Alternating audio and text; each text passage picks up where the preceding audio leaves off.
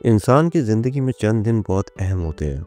ये दिन उसकी ज़िंदगी का सारा रुख, सारा धारा, सारी सोच बदल देते हैं। मेरी ज़िंदगी में भी चंद ऐसे दिन आए थे। एक वो दिन था जब मैंने क्लास की आखिरी कुर्सी पर बैठकर पहली पोजीशन हासिल करने का फ़ैसला किया था। एक वो दिन था जब मुझे मालूम हुआ दुनिया इंसान से सारे हक छीन सकती है, लेकिन उससे मेहनत करने, मोहब्बत करने, अल्लाह के हजूर तौबा करने और उससे दुआ करने का हक नहीं छीन सकती। एक वो दिन था जब मैंने अपने अंदर के खौफ को निकाल कर फेंक दिया था।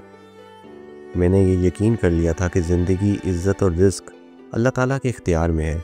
चुनाचा लोगों से, हुकूमतों से और हालात से घबराने की कोई ज़रूरत नहीं। और एक वो दिन था जिसने मुझे ज़िंदगी की एक हकीकत से रोशनास कराया, जिसको मैं और मेरे जैसे लोग उम्र भर नहीं समझ पाते। ये 18 अप्रैल 2007 का दिन था। उस दिन अखबार के अंदरूनी सफ़ात पर एक छोटी सी खबर शाया हुई और इस खबर ने मेरे जहन को जड़ों से हिला दिया। ये कबीरवाला के 4 सगे भाइयों की फांसी की खबर थी और ऐसी खबरें अमूमन अखबारात में शाया होती रहती हैं, लेकिन इस खबर में एक ऐसा फ़िक्रा था जिसमें 10,000 साल की दानिश छुपी थी और हम अमूमन ज़िंदगी के हंगामों में इस दानिश पर तवज्जो नहीं देते। मैं इस फ़िक्रे की तरफ तो बाद में आऊँगा, पहले आपको इस खबर के हवाले से बताता चलूँ। कबीरवाला में लखा नाम का एक छोटा सा गांव है। इस गांव में 2 ख़ानदानों के दरमियान ज़री ज़मीन की मलकियत पर तनाज़ात चल रहे थे। इस तनाज़े के दौरान एक ख़ानदान के 4 भाइयों ने 15 अप्रैल 1999 को दूसरे ख़ानदान के 13 अफराद को कुल्हाड़ियों के ज़रिए कत्ल कर दिया। कत्ल होने वालों में 5 ख़वातीन और 2 मासूम बच्चे भी शामिल थे। मुजरिम वारदात के बाद गिरफ्तार हुए, उनके खिलाफ मुकदमा चला और डिस्ट्रिक्ट जज खानेवाल ने चारों भाइयों को 13 मरतबा फांसी देने का हुक्म दे दिया। मुजरिमों ने इस फैसले के खिलाफ अपील की, लेकिन ये अपील हाई कोर्ट और सुप्रीम कोर्ट दोनों ने खारिज कर दी। मुजरिमों ने बादशाह सदर मुमलिकत से रहम की अपील की, लेकिन सदर मुशर्रफ ने 28 दिसंबर 2006 को ये अपील मुस्तरद कर दी और यूं ये 4 भाइयों को 17 अप्रैल 2007 को सेंट्रल जेल मुल्तान में सुबह 4:30 बजे फांसी दे दी गई। ये थी इस केस की मुख्तसर सी वदात। अब आते हैं इस फ़िक्रे की तरफ। मैंने जिसके बारे में अर्ज़ किया था कि इस फ़िक्रे में 10,000 साल की दानिश मौजूद है और इस फ़िक्रे की वजह से ये ख़बर और 17 अप्रैल का वो दिन मेरी ज़िंदगी का अहम तरीन दिन बन गया। फांसी के बाद इन चारों भाइयों की लाशें बस्ती लखा ले जाई गई और इन्हें उसी ज़मीन में दफन कर दिया गया जिसकी मलकियत के लिए इन्होंने 13 अफराद को कत्ल किया था। खबरनिगार ने खबर के आखिर में लिखा था, 4 भाइयों ने जिस ज़मीन के लिए 13 लोगों को कत्ल किया वो बिलाखिर उसी ज़मीन में दफन हो गए। और ये फ़िक्रा था जिसने मुझे बताया दुनिया के किसी इंसान को ज़मीन के लिए कोई जुर्म नहीं करना चाहिए, क्योंकि ज़मीन अब तक किसी की मलकियत नहीं हुई।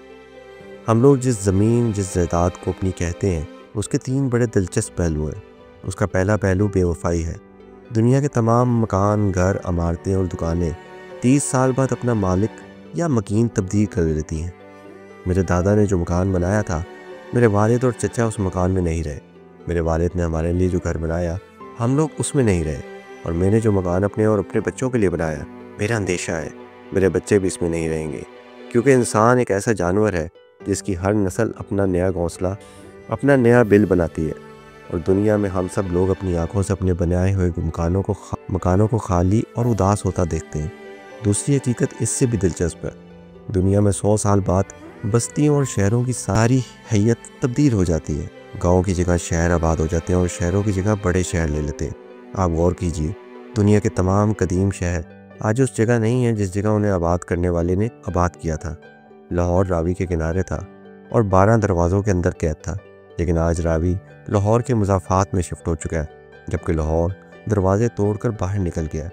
असल लाहौर नए लाहौर की बुनियादों में दफन हो चुका है और आज इसकी याद तक तारीख के औराक में गुम हो चुकी है।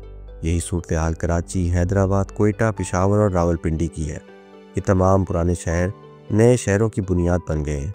रह गया इस्लामाबाद, तो ये 40 बरस पहले जंगल था और इस जंगल के अंदर छोटे छोटे गाँव थे। सखी भट्ट इस्लामाबाद की एक मशहूर शख्सियत है। भट्ट साहब इस्लामाबाद के इब्तदाई ठेकेदारों में शुमार होते थे। इन्होंने अपनी आंखों से आपारा मार्केट के पीछे गांव देखा था। वो इस जंगल के चश्मों में नहाते भी रहे और इन्होंने जब 0 पॉइंट के करीब घर बनाया था तो इस घर से चंद गज के फासले पर गांव था। लेकिन आज 40 बरस बाद ये जंगल पाकिस्तान का महंगा तरीन शहर बन चुका है। आप तसव्वुर कीजिए, आज जिस जगह F10 या E7 के सेक्टर आबाद है, वहाँ कभी बस्ती लखा जैसे गांव थे और इस गांव के लोग भी ज़मीन के एक छोटे से टुकड़े के लिए एक दूसरे को कत्ल करते थे। लेकिन आज वो ज़मीन किसकी मलकियत है?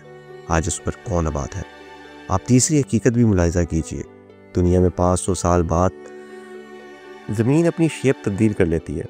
शहरों की जगह झीलें बन जाती हैं, झीलों की जगह गाँव आबाद हो जाते हैं, देहात सड़कों में दफन हो जाते हैं, सड़कें जंगलों में गुम हो जाती हैं, जंगल वीरानों में तब्दील हो जाते हैं, वीराने बाग बन जाते हैं, बाग दलदल की शक्ल अख्तियार कर लेते हैं, दलदलें सहरा बन जाती हैं और सहरा दरियाओं में गुम हो जाते हैं। गोया 500 साल बाद ज़मीन के सारे नए नक्श तब्दील हो जाते हैं। हम लोग आज जिस जगह बैठे हैं, ये ज़मीन कभी मुग़ल शहज़ादों की मलकियत थी। इससे पहले ख़ानदान गुलामा इसका मालिक था। इससे पहले महमूद गज़नवी ने इसे ताराज किया था। इससे कबल अशोक आज़म इसका मालिक था और इससे कबल कोरे और पांडे इसके हुक्मरान थे। इस ज़मीन को सिकंदर आज़म ने भी अपनी मलकियत बनाने की कोशिश की थी और राजा इंद्र ने भी, और इस पर बुधों ने भी अपनी मोहर लगाई थी। इसे चंगेज़ खान ने भी हज़म करने की कोशिश की थी और तैमूर लंग भी अपने कदमों में रोंदे की ख्वाहिश लेकर यहाँ आया था। लेकिन वो सब लोग अपनी अपनी बोली बोल कर रुखसत हो गए और आज इस पर हमारा बसेरा है और कल ये किसी दूसरे की मलकियत होगी। जी हाँ, सिर्फ 500 साल बाद हमारी रहाइश गाहें, हमारे शहर किसी झील में दफन होंगे या फिर हमारी आरजुओं और ख्वाहिशों के महलों से दरिया गुजर रहे होंगे और हमारी हड्डियों की खाक तक का निशान इन हवाओं में मौजूद नहीं होगा। लेकिन इसके बावजूद इंसान ज़मीन के लिए लड़ता है। ये इसे अपनी मलकियत बनाने के खप्त में मुब्तला है और ये इस खप्त की तस्कीन के लिए दूसरे इंसानों का कत्ल कर देता है। हम लोग किस कदर बेवकूफ़ हैं।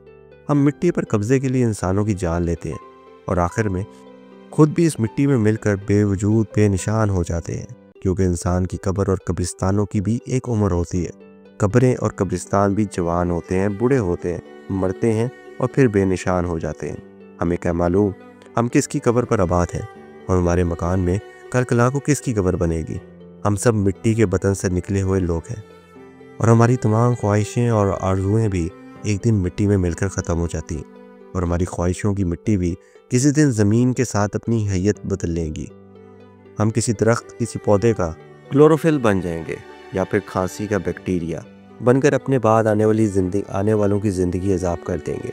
हम सब इस हकीकत से वाकिफ़ हैं, लेकिन क्योंकि हमारी मिट्टी में हिर्स का अंसर भी शामिल है, चुनांचे हम पूरी ज़िंदगी ज़्यादा से ज़्यादा मिट्टी, ज़्यादा से ज़्यादा ज़मीन घेरने की कोशिश करते हैं और इसी कोशिश के दौरान किसी दिन इस मिट्टी में मिट्टी हो जाते हैं। हम मिट्टी के बेटे कितने बेवकूफ़ हैं। हम इस मिट्टी के लिए कत्ल भी हो जाते हैं और कत्ल भी कर देते हैं और ये भूल जाते हैं कि मिट्टी कभी किसी की मलकियत नहीं होती।